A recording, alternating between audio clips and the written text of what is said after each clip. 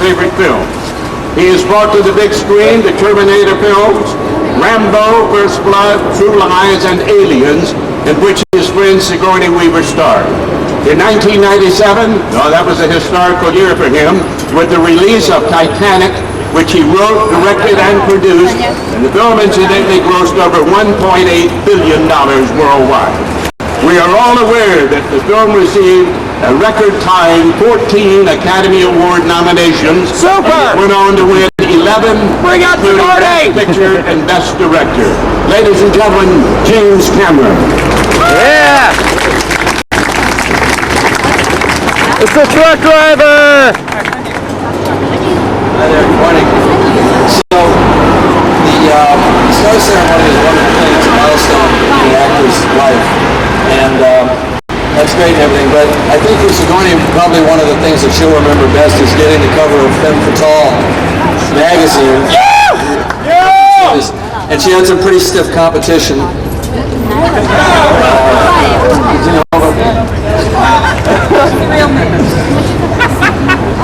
I first met Sigourney in 1979, as most of us did, in the gloomy halls of the spacecraft Nostromo as she battled the eponymous alien in the classic Ridley Scott science fiction film.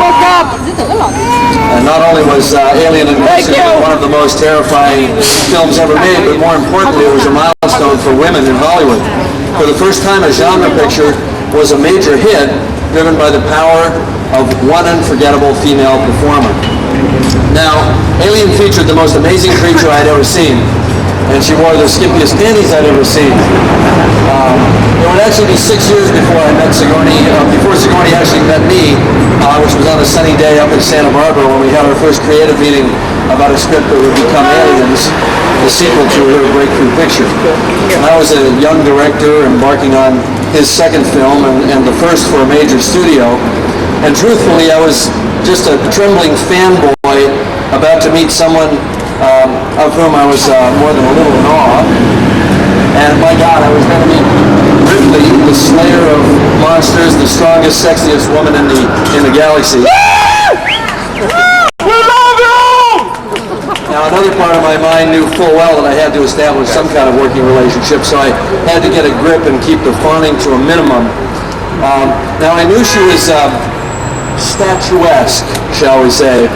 And I thought as I drove up there that if she walked into the room with very high heels on, she'd be consciously adding to her height, and she'd therefore be interested in power and control, and the shoot would turn into a living hell for me.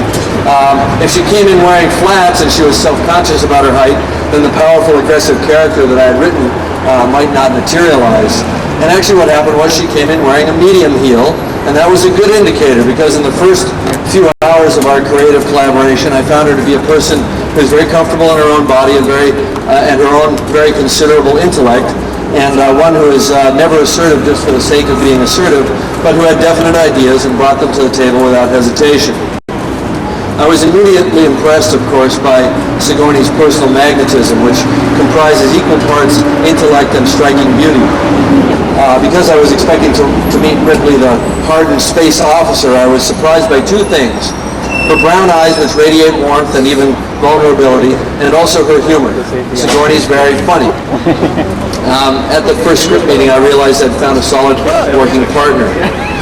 I remember it was a grueling production. It was fraught with problems, but in the center of it was this, calm and collaborative relationship, and it kept us both on track. I think we got along because we're both perfectionists, and we're both completely uncompromising in our work, and so in a sense we egged each other on, and we were both going for something. It was a space fantasy, but to us it was deadly serious work, and Sigourney attacked her work with unbelievable focus and concentration. I remember she was literally black and blue from the physicality of the part. Remember?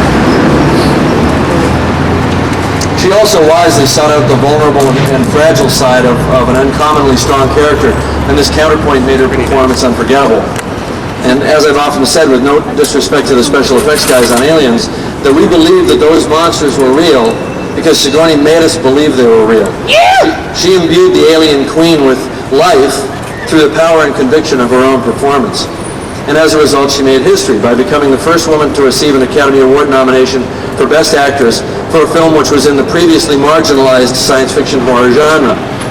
And Sigourney went on to another tour de force year a couple of years later in 1988, when she received Oscar nominations for Best Actress in Gorillas in the Mist and Best Supporting Actress in Working Girl, as Johnny said.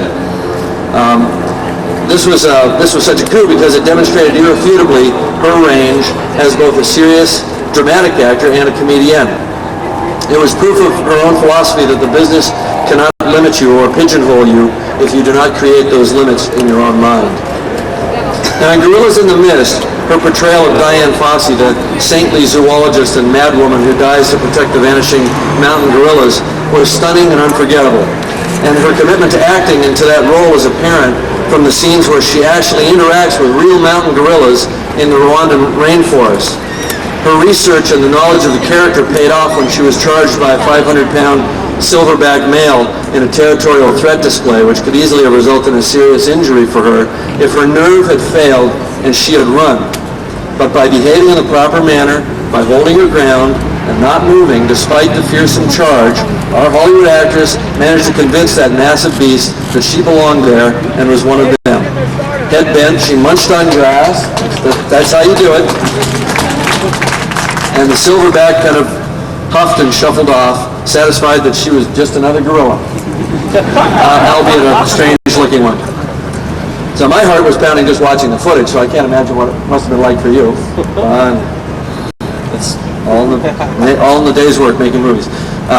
So we all think the Oscar is the highest award for acting that there is, but in Sigourney's case, there may be a higher validation in that one instance survival.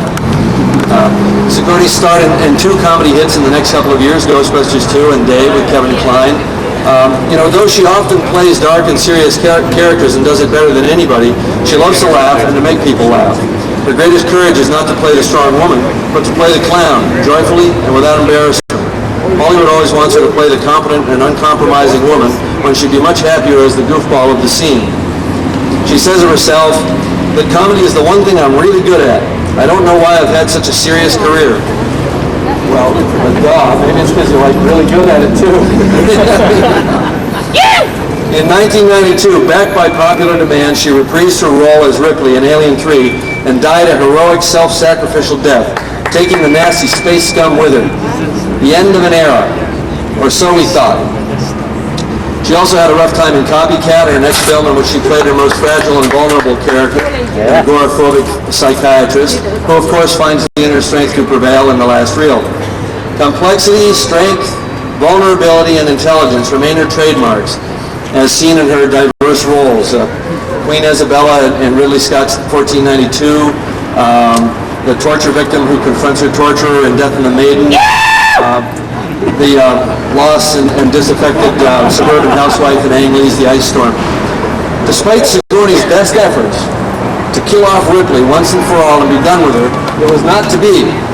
A character that deeply ingrained in the public consciousness cannot die, and sure enough, the corporate labs at 20th Century Fox figured out how to clone her and bring her back for a fourth celebrity death match with the Slimemeisters in Alien Resurrection.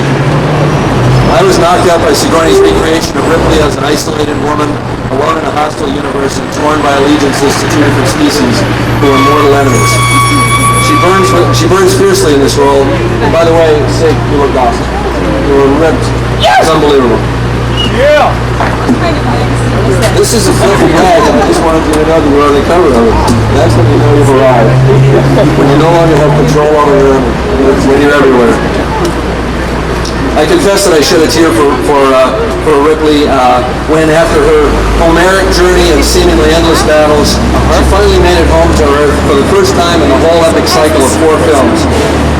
So Sigourney has accumulated accolades too numerous to mention, including an Emmy nomination for playing the wicked stepmother of Snow White, A Tale of Terror, NATO Star of the Year in 1986, and 2 Golden Globes for Best Actress.